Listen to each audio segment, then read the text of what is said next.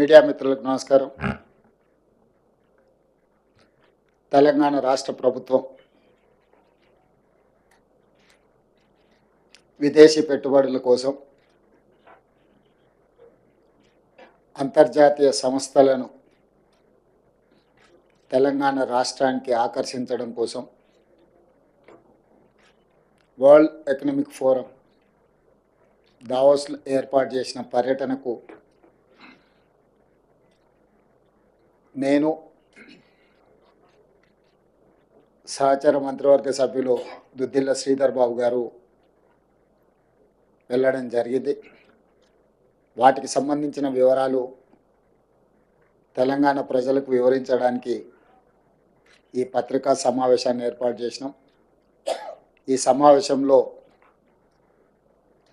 మిత్రులు శ్రీధర్ బాబు గారు, తుమ్మల నాగేశ్వరరావు గారు, జుపల్లి కృష్ణారావు గారు, సీతక్క గారు, పొంగులేటి శ్రీనివాసరెడ్డి గారు, రాజ్యసభ సభ్యులు అనిల్ కుమార్ యాదవ్ గారు, టీజీఐఐసి చైర్పర్సన్ గారు, శాసన సభ్యులు, ఇతర ముఖ్యులందరూ ఈ పత్రికా సమావేశంలో పాల్గొన్నారు.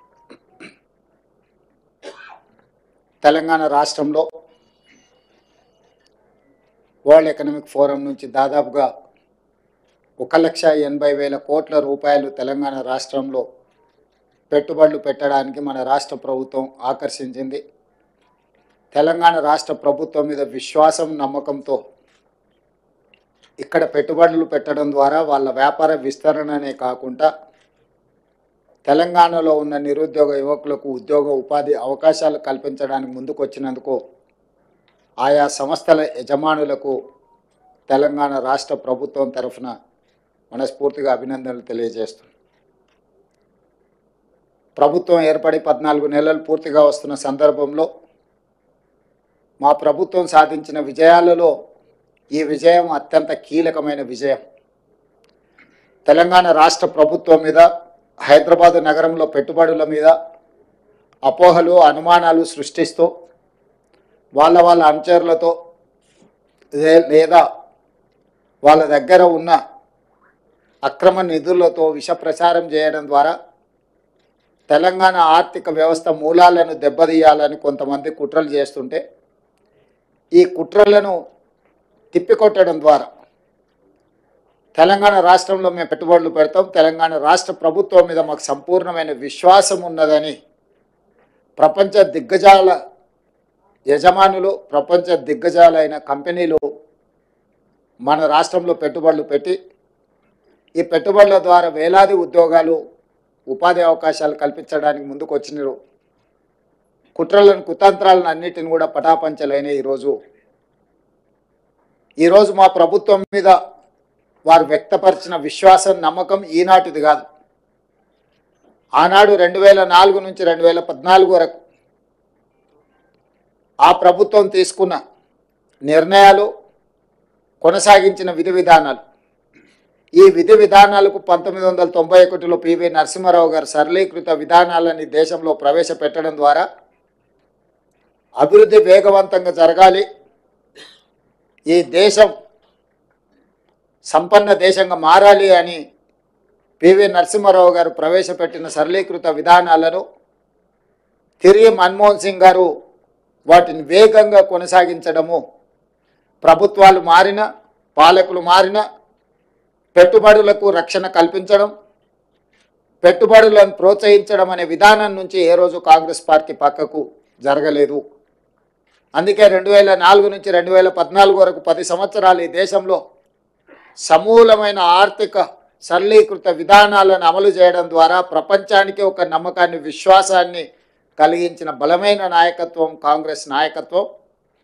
ఆ కాంగ్రెస్ నాయకత్వంలో ఏర్పడ్డ తెలంగాణ రాష్ట్ర ప్రభుత్వం పట్ల 13-14 నెలల్లోపనే సంపూర్ణమైన విశ్వాసం చూపించి 1,80,000 కోట్ల రూపాయలను తెలంగాణ రాష్ట్రంలో అంతర్జాతీయ స్థాయి సంస్థలు పెట్టుబడులు పెట్టడము ఇది నిరంతర ప్రక్రియ. నిరంతరం మా ప్రభుత్వం చేసిన కృషిని, మా ప్రభుత్వం పాటిస్తున్న విధానాలను రాజకీయపరమైన అంశాలలో విభేదించిన రాష్ట్ర అభివృద్ధి విషయంలో 2004 కంటే ముందు తెలుగుదేశం పార్టీ అమలు చేసిన విధానాలు రాష్ట్ర ప్రయోజనానికి అనుకూలంగా ఉంటే ఆనాడు వాటిని కొనసాగించినాం. ఈనాడు గత ప్రభుత్వం ఏదైనా ఉపయోగపడే అంశాలలో నిర్ణయం తీసుకుంటే కూడా తెలంగాణ రాష్ట్ర ప్రజలకు ప్రయోజనం చేకూరుతుంది అనుకుంటే ఆ విషయంలో రాజకీయ వివాదాలకు వెళ్లకుండా విధానాలను కొనసాగిస్తూనే ఇంకా స్పష్టంగా నమ్మకంగా విధానాల రూపకల్పనలో ఒక నిర్దిష్టమైన ప్రణాళికను తీసుకొని తెలంగాణ రాష్ట్ర ప్రభుత్వం ముందుకు వెళ్ళింది. కాబట్టి ఈరోజు ఈ దిగ్గజాలు తెలంగాణ రాష్ట్రంలో పెట్టుబడులు పెట్టినరు. ఆ పెట్టుబడులను వేగంగా పన్నులను అమలు చేయడమే కాకుండా అనుమతులు ఇవ్వడంతో పాటు అవసరమైన భూ కేటాయింపులు కానీ పరిపాలన అనుమతులు కానీ అన్ని రకాలుగా ఆ సంస్థలను ప్రోత్సహించి ఆ సంస్థల పెట్టుబడుల ద్వారా రాబోయే ఉద్యోగ ఉపాధి అవకాశాలు తెలంగాణ సమాజానికి అందివ్వాలన్న ఆలోచన మా ప్రభుత్వానిది. ఈ అంశాలను మేము దావోస్లో ఒప్పందాలలో బిజీగా ఉన్న మీడియా మిత్రులు తెలంగాణ ప్రజలకు ఎప్పటికప్పుడు చేరవేస్తూ ఎవరైనా అనుమానాలు సృష్టించాలన్నా అపోహలతో కూడుకున్న ప్రచారాలు కల్పించిన మీడియా మిత్రులు వాటన్నిటిని కూడా పటాపంచలు చేస్తూ ఈ ప్రభుత్వం, ఈ రాష్ట్రం, ఈ హైదరాబాదు నగర అభివృద్ధి మన అందరిది అని చెప్పి సహకరించిన మీడియా మిత్రులందరికీ కూడా మనస్ఫూర్తిగా ధన్యవాదాలు తెలియజేస్తున్నా. ఇదే విధంగా మీ సహకారం ఉండాలి. మనందరం కలిస్తేనే తెలంగాణ, మనందరం కష్టపడితేనే తెలంగాణ అభివృద్ధి, మనందరం ఈ తెలంగాణ పునర్నిర్మాణంలో భాగస్వాములు కావాలి. భవిష్యత్తులో ఇంకా తెలంగాణ ఈ దేశంలోనే అత్యధిక ఆదాయం కలిగిన రాష్ట్రంగా మారాలి. ఈరోజు తెలంగాణ రాష్ట్రాన్ని $1 ట్రిలియన్ ఎకానమీకి తీసుకెళ్లాలని మేము నిరంతరం కృషి చేస్తున్నాము. ఈరోజు పర్ క్యాపిటా ఇన్కంలో దేశంలోనే తెలంగాణ రాష్ట్రం మొదటి స్థానంలో ఉన్నది. దీన్ని కొనసాగించి భవిష్యత్తులో ఇంకా పెట్టుబడులను తీసుకొచ్చి తెలంగాణ రాష్ట్రాన్ని అభివృద్ధి పదం వైపు నడిపిస్తామని చెప్పి మీ అందరికీ మనస్ఫూర్తిగా తెలియజేస్తూ, మిత్రుడు శ్రీధర్ బాబు గారు గుర్తు చేసినట్టు సింగపూర్ ప్రభుత్వంతో స్కిల్ డెవలప్మెంట్ విషయంలో ఒక ఒప్పందాన్ని చేసుకున్నాం. ఐటీఈ ఇన్ఫర్మేషన్ టెక్నాలజీ ఎడ్యుకేషన్కి సంబంధించి సింగపూర్లో 10th చదువుకున్న తర్వాత పిల్లలందరికీ కూడా సాంకేతిక నైపుణ్యాన్ని అందించడం ద్వారా ప్రపంచంతోనే పోటీ పడే నిష్ణాతులను సింగపూర్ సంస్థ తయారు చేస్తుంది. అందుకే ఈరోజు తెలంగాణ రాష్ట్ర ప్రభుత్వం వాళ్ళతో ఒప్పందాలు చేసుకొని ఇక్కడ చదువుకునే విద్యార్థులను కూడా అక్కడికి తీసుకెళ్ళి వాళ్ళ ఐటీఈలో శిక్షణ ఇచ్చే విధంగా అక్కడి నుంచి కూడా విద్యార్థులను ఇక్కడికి తీసుకురావడం ద్వారా మన సంస్థల్లో కూడా వాళ్ళ విద్యార్థులు కొంతకాలం వచ్చి ఇక్కడ మన విద్యార్థులతో కలిసిమెలిసి చదువుకుంటే సాంకేతిక నైపుణ్యం పెరుగుతుంది, మన వాళ్ళకు కూడా అవగాహన పెంపొందుతుంది. తద్వారా ఎంతో లక్షలాది మంది ఈ తెలంగాణ రాష్ట్రంలో సాంకేతిక నైపుణ్యం లేక నిరుద్యోగులుగా ఉన్నారో వాళ్ళందరికీ ఉద్యోగ ఉపాధి అవకాశాలు కల్పించడానికి సింగపూర్ రాష్ట్ర ప్రభుత్వ ఆధ్వర్యంలో నడుస్తున్న ఐటీతో కూడా తెలంగాణ రాష్ట్ర ప్రభుత్వం ఒప్పందాలు చేసుకోవడం జరిగింది. అందుకే ఆ ఒప్పందంలో తెలంగాణ రాష్ట్రం ప్రతిష్టాత్మకంగా భావించిన Young India Skills University vice ఛాన్సలర్తో పాటు ఉన్నతాధికారులు అందరూ కూడా ప్రత్యక్షంగా పాల్గొని ఒప్పందాలు చేసుకోవడం జరిగింది. సింగపూర్ రాష్ట్ర ప్రభుత్వానికి సంబంధించిన మంత్రులతో చర్చించడం, సాంకేతిక నైపుణ్యాన్ని ఇచ్చిపుచ్చుకోవడం ద్వారా మనము సింగపూర్ ప్రభుత్వం కలిసి పనిచేయాలని కూడా ఒక ఒప్పందానికి వచ్చినాం. అది భవిష్యత్తులో మన సాంకేతిక నైపుణ్యాన్ని వేగంగా పెంపొందించడానికి ఉపయోగపడుతుంది. ఇవన్నీ కూడా తెలంగాణ రాష్ట్ర అభివృద్ధి కోసం ప్రభుత్వం తీసుకుంటున్న నిర్ణయాలు. ఈ నిర్ణయాలను అన్నిటిని కూడా యువకులకు, ముఖ్యంగా ప్రజలకు అందరు కూడా చేరవేస్తున్న మీకు అందరికీ మనస్ఫూర్తిగా ధన్యవాదాలు తెలియజేస్తూ, ఇక్కడ మీరు ఒక సూక్ష్మాన్ని గుర్తించాలి. మేము వెళ్ళింది పెట్టుబడులు తీసుకురావడానికి, తెలంగాణ రాష్ట్రంలో పెట్టుబడులు పెట్టడానికి. అది స్వరాష్ట్రమైన, స్వదేశమైన, విదేశీ సంస్థలైనా వాళ్ళ దగ్గరున్న సొమ్ము తెలంగాణ రాష్ట్రంలో పెట్టుబడులుగా మార్చి పరిశ్రమలు పెడితే తద్వారా తెలంగాణ రాష్ట్ర ప్రభుత్వానికి పన్నుల రూపంలో ఆదాయం రావాలని, నిరుద్యోగ యువతీ యువకులకు ఉద్యోగ ఉపాధి అవకాశాలు రావాలనేది మా లక్ష్యం. అందుకోసం మేము అక్కడికి వెళ్ళినాం. కానీ మీరు చెప్తున్న కేసులో రాష్ట్ర ప్రభుత్వం సొమ్ము కొల్లగొట్టి విదేశాలకు తరలించారు. ఇక్కడి డబ్బులు తీసుకెళ్ళి లండన్లో వీళ్ళు పెట్టుబడులు పెట్టారు వీళ్ళ కోసం. మేమేమో ప్రజల కోసం అక్కడి నుంచి పెట్టుబడులు తీసుకొచ్చినాము. వీళ్ళేమో ఇక్కడ ప్రజల సొమ్మును కొల్లగొట్టి విదేశాలలో పెట్టుబడి పెట్టుకున్నారు. ప్రజల సొమ్ము కొల్లగొట్టిన వాళ్ళ మీద కేసులు పెట్టినాం. ప్రజల కోసం సొమ్ములు తీసుకొచ్చి పెట్టుబడులు పెట్టించినందుకు మమ్మల్ని ప్రజలు అభినందిస్తారు. ఈ రెండింటికి ఉన్న తేడా ఇది. సరే, ఇక వెళ్ళి ఫిర్యాదు చేసిన ఆయన బానిస మనస్తత్వము, ఆలోచన విధానము, ఆయన ఏదో ఒక రోజు ఆ బానిస సంఖ్యలు తెంచుకోవాలని మేము కోరుకుంటున్నాం. ఎందుకంటే ఒక సంవత్సరంన్నర వెనక్కి వెళ్తే వారు ఏం మాట్లాడినరు, వారు ఈరోజు ఏం మాట్లాడుతున్నారు, వారు ఎవరి కోసం తాపత్రయపడుతున్నాడు, ఇవన్నీ మేము అందరం చూసినాం. కాబట్టి ఆ విషయాలతో అసలు విషయాన్ని పక్కదారి పట్టించవచ్చని వాళ్ళు ఏమన్నా అనుకున్నా అది వాళ్ళ భ్రమ.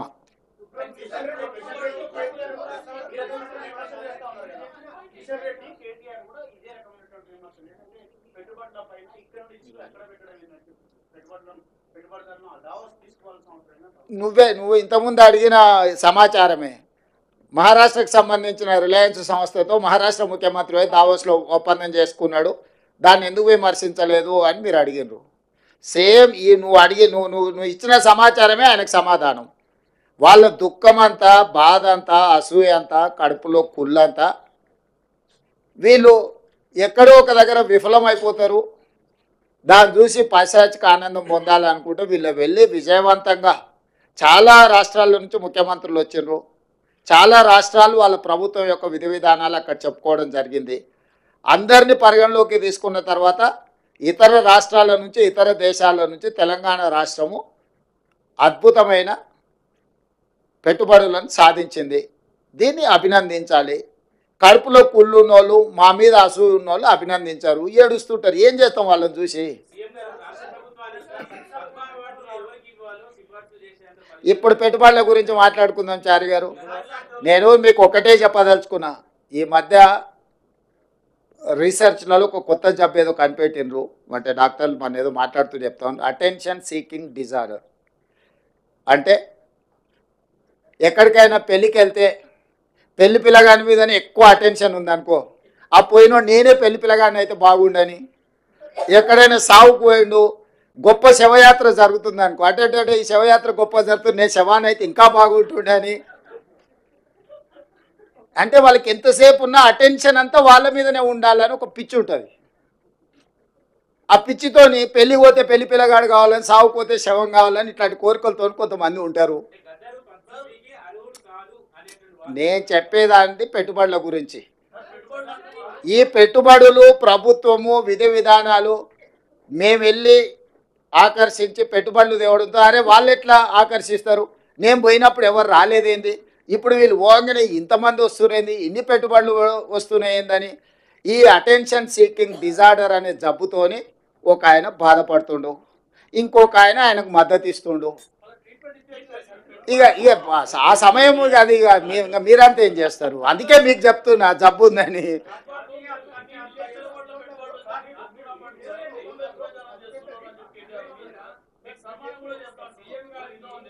ఏంటి అండి?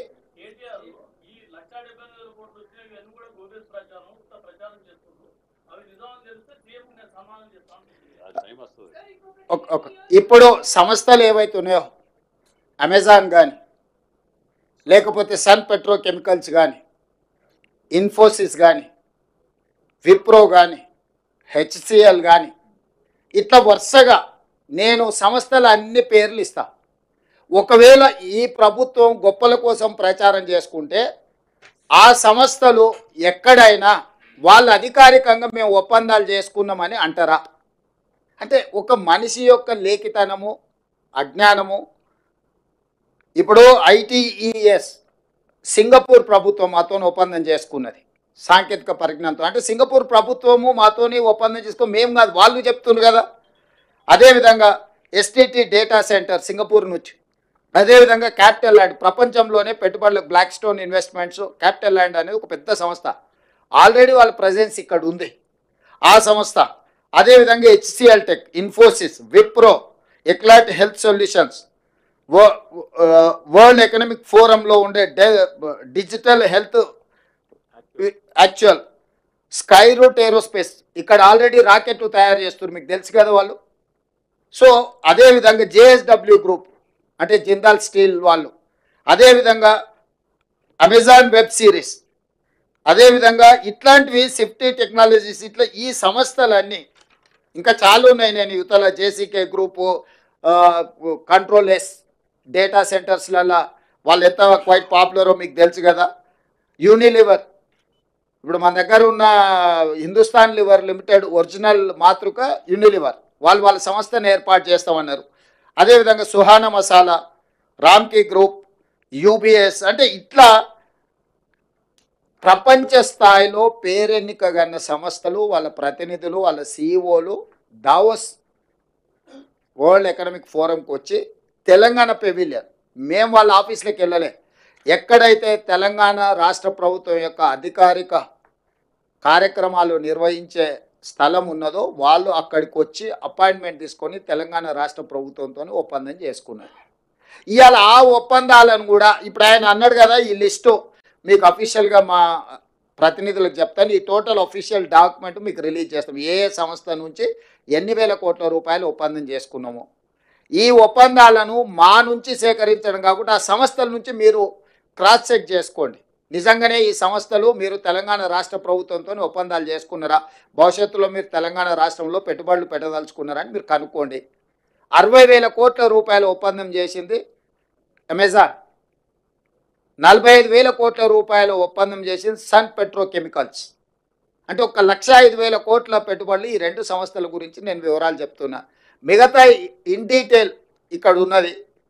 ఈ సంస్థలన్నిటిని కూడా మీరు పోయి వెరిఫై చేయండి, నిజ నిర్ధారణ కమిటీ వేసుకొని. ఇప్పుడు ఈ లిస్ట్ అంతా దాదాపుగా ఎంతమంది సంస్థలతోని, దాదాపుగా 25 సంస్థలతో చేసుకున్న ఒప్పందాలను, 25 ఒక 3 28 సంస్థలతో దాదాపుగా చేసుకున్న ఒప్పందాలు అన్నిటిని కూడా ఆ సంస్థల వివరాలు, ఎన్ని వేల కోట్ల రూపాయల ఒప్పందాలు వాళ్ళతో చేసుకున్నాం మీకు పూర్తి వివరాలు అందిస్తాము. మీరు పోయి ఆ సంస్థలతో క్రాస్ చెక్ చేసుకోండి. మీడియా మిత్రులు ఒక నిజ నిర్ధారణ కమిటీ వేసుకోండి, తెలంగాణ రాష్ట్ర ప్రభుత్వం చెప్తున్నది వాస్తవమా కాదా, లేకపోతే ఈ అటెన్షన్ సీకింగ్ డిజార్డర్ జబ్బుతో బాధపడుతున్నాయని చెప్తున్నది నిజమా, ఈ రెండింటిని నిర్ధారించి మీరు చెప్పండి. అసలు పెట్టుబడులు వస్తున్నాయంటే మీకు ఒకవేళ సంతోషం వ్యక్తం చేయడానికి ఇష్టం లేనప్పుడు మౌనంగా ఉండండి. ఈ అక్కస ఎందుకు, అసూయ ఎందుకు, కడుపులో మంట ఎందుకు? కాబట్టి మీరు కూడా ఏమంటున్నానంటే ఇట్లా మాట్లాడే వాళ్ళను కొంత నియంత్రించండి. ఎక్కడైనా మీకు తెలిసిన డాక్టర్లు ఉంటే చూపించండి, వాళ్ళకు వైద్యం చేయించండి. ఏమైనా ఎక్కువ తక్కువ అయితే సీఎం రిలీఫ్ ఫండ్ అని ఇద్దాము. తిక్కలోడు ఇదే కదా ఈరోజు ప్రెస్ మీట్ పెట్టిందే పత్రం, ఒప్పందాలు చేసుకునే శ్వేతపత్రాలు. ఇక మళ్ళీ కొత్తగా శ్వేతపత్రం ఏంది? ఆ శ్వేతపత్రం అనే పదం తెలుసా ఆయనకు? శ్వేతపత్రం అడిగేటానికి శ్వేతపత్రం అంటే ఏంది? White paper. వైట్ పేపర్ అంటే ఏంది? డీటెయిల్స్ ఇవ్వడం. డీటెయిల్స్ అఫీషియల్గా ప్రతి ఒక్కరితో ఒప్పందాలు చేసుకున్న ఫోటోలు వివరాలు అన్నీ మీకు ఇచ్చినాం కదా. సీక్రెట్గా ఉంటే, అన్డిక్లేర్డ్ డీటెయిల్స్ ఉంటే, ప్రకటించని అప్రకటిత సమాచారం ప్రభుత్వం దగ్గర ఉంటే మనం శ్వేతపత్రం డిమాండ్ చేస్తాం. ప్రభుత్వం పలానా సంస్థకు మాత్రమే వివరాలు తెలుసు, ప్రజలందరికీ తెలవాలి కాబట్టి వాటన్నిటిని కూడా మీరు విడుదల చేయండి అని అడిగేది శ్వేతపత్రం. అసలు ఎవ్రీడే ఏం ఒప్పందాలు చేసుకున్నాం వాటి వివరాలన్నీ మీకు ఇచ్చి మీరు ప్రచురించిన తర్వాత విత్ ఎవిడెన్స్, విత్ డీటెయిల్స్, సంతకాలు, ఒప్పందాలు చేసుకున్న వాళ్ళన్నిటిని మేము ఇచ్చినాం. అదే శ్వేతపత్రం కదా. నేను అదే చెప్తున్నా, ఏదో పదం బాగుంది కదా అని అనేసి ఆ తర్వాత దాని అర్థమైందో తెలుసుకొని అర్రే ఇట్లా ఉండేది లేకుండా అని ఏ పిచ్చోడు. నేను రాహుల్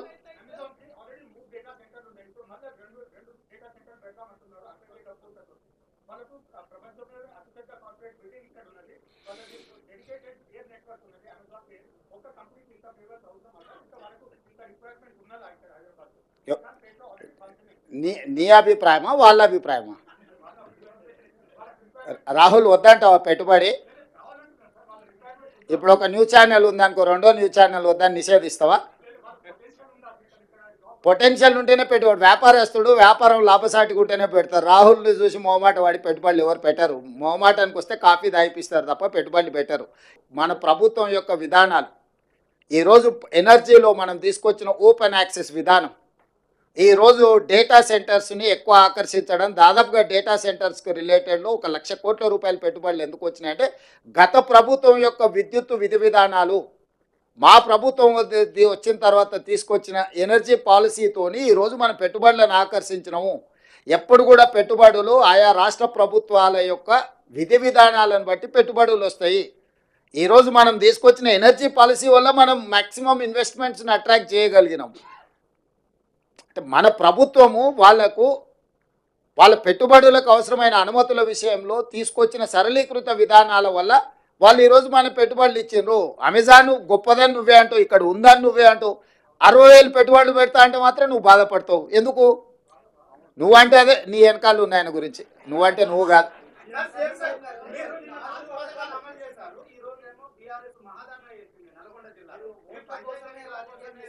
ఇప్పుడు నేను ఏమంటున్నా అంటే ఈరోజు మనం పెట్టుబడులకు సంబంధించి మాట్లాడుకుందాం. అట్లాంటి చిల్లర పంచాయతీలకు బొచ్చడి సమయం ఉంది.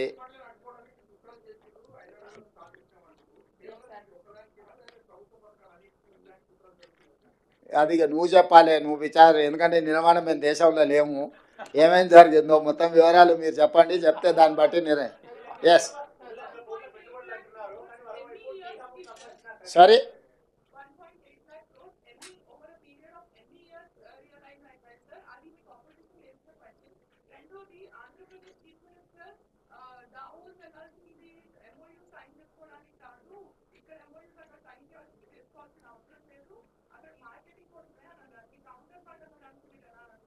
నేనేం స్పందించను, ఎవరి ఆలోచన వాళ్ళది. నా వరకు దావోస్ పర్యటన అనేది పెట్టుబడులను ఆకర్షించడమే కాకుండా ప్రపంచము ఏ విధంగా ముందుకెళ్తుందో అవగాహన కల్పించుకోవడానికి కూడా మనం వెళ్తాం. అన్ని విషయాలు మనకు తెలియని విషయాలను తెలుసుకోవడం అనేది మానవుడి యొక్క పరిజ్ఞానం పెంచుకోవడం అనేది అది minimum sense and common sense. We have applied our common sense. అక్కడికి వస్తే ప్రపంచ దేశంలో అభివృద్ధి చెందిన సంస్థలతో పాటు ఇతర దేశాల యొక్క విధి విధానాలు, వాళ్ళ పాలసీలు కూడా మనకు అర్థమవుతాయి ఇంటరాక్షన్స్ తోటి. ఎందుకు ఫోరంలలో పోయి మన గురించి ప్రమోట్ చేస్తాం? అసలు చాలా దేశాలకు ఇక్కడ ఏమి విధి విధానాలు ఉన్నాయో తెలవడానికి అవకాశం లేదు. అందుకే మన విధి విధానాలు ఆ ఇంటర్నేషనల్ ఫోరమ్స్ మీద మనం ఎక్స్ప్లెయిన్ చేసినాం.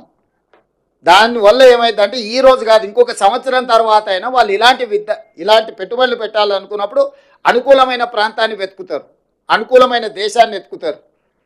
సో నేను క్లియర్గా ప్లాట్ఫామ్ మీద చెప్పిన, ఇప్పుడు ఇతర దేశాలు చైనాలో పెట్టుబడులు పెట్టిన దేశాలన్నీ కూడా ఇంక్లూడింగ్ యునైటెడ్ స్టేట్స్ ఆఫ్ అమెరికాతో సహా సౌత్ కొరియా లాంటి దేశాలు, చాలా దేశాలు చైనా +1 కంట్రీ కోసం వెతుకుతున్నారు. కోవిడ్ వచ్చిన తర్వాత చైనాలో పెట్టిన పెట్టుబడులు చైనా నుంచి జరుగుతున్న ఎగబోతుల మీద తీవ్రమైన ప్రభావం చూపించింది. సో ఆ దేశంతో ఒకసారి సత్సంబంధాలు దెబ్బతింటే మొత్తం పరిశ్రమలే మూతపడే పరిస్థితి వచ్చి అసలు ఆ పరిశ్రమల మనుగడనే కష్టమవుతుంది అనుకున్న సందర్భంలో చాలా దేశాలు, థాయిలాండ్ కావచ్చు, ఫిన్లాండ్ కావచ్చు, యుఎస్ కావచ్చు, సౌత్ కొరియా కావచ్చు, ఇట్లా చాలా దేశాల పేరు చెప్పగలుగుతారు. వాళ్ళందరూ చైనాకు ప్రత్యామ్నాయంగా ఒక అనుకూలమైన దేశం కోసం, ప్రాంతం కోసం వెతుకుతూరు పెట్టుబడులు పెట్టడానికి. అందుకే నేను టైమ్ అండ్ అగైన్ ప్రతి ప్లాట్ఫామ్లో చెప్పిన చైనా +1 అనే పాలసీకి తెలంగాణ అనుకూలము, తెలంగాణకు రాండి, తెలంగాణకు పెట్టుబడులు పెట్టండి. తెలంగాణ స్టేట్ను ప్రమోట్ చేసుకున్నాం మనము. ఇక్కడ competition between different states and different countries.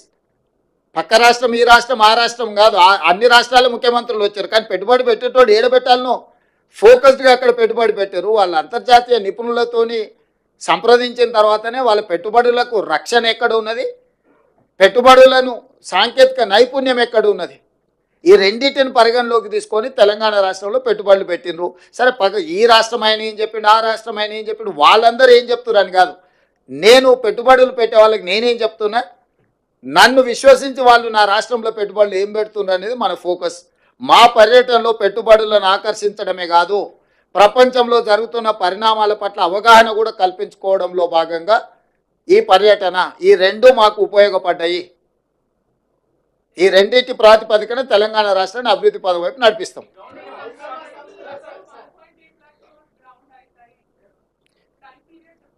ఆ ప్రాజెక్ట్ రిపోర్ట్లని ఈచ్ అండ్ ఎవ్రీ ప్రాజెక్ట్కి దాని నేచరు, దాని యొక్క అవసరాన్ని బట్టి ఉంటుంది. ఓ దగ్గర ల్యాండ్ అవసరం ఉంటుంది, ఒక దగ్గర పర్మిషన్ అవసరం ఉంటుంది, ఇంకొక దగ్గర టెక్నాలజీ ట్రాన్స్ఫర్ చేసుకోవాల్సిన అవసరం ఉంటుంది, ఓ దగ్గర అంటే మెషిన్స్ ఇంపోర్ట్ చేసుకునే అవసరం ఉంటుంది. సో బేసిక్గా పెట్టుబడులు పెట్టాలని ఒక అవగాహనతో కూడుకున్న ఒప్పందం జరిగింది. మీకు ఇంకా సింపుల్గా చేయాలంటే పెళ్లి సూపులు అయిపోయినాయి, లగ్గపత్రిక రాసుకున్నాం, ఇక మిగతా కార్యక్రమాలని ముందలు ఉన్నాయి. మనం పెళ్లి కార్యక్రమంలో ఏముంటుంది, లగ్గపత్రిక రాసుకున్నాం అంటాం, అంటే ఇక మిగతా కార్యక్రమాలన్నీ ముందుకు ఉంటాయని. పెళ్లి సూపులు అయిపోయినాయి, లగ్గపత్రిక రాసుకున్నాం వాళ్ళు మేము, ఇంకా మిగతా కార్యక్రమాలన్నీ ముందున్నాయి. Thank you.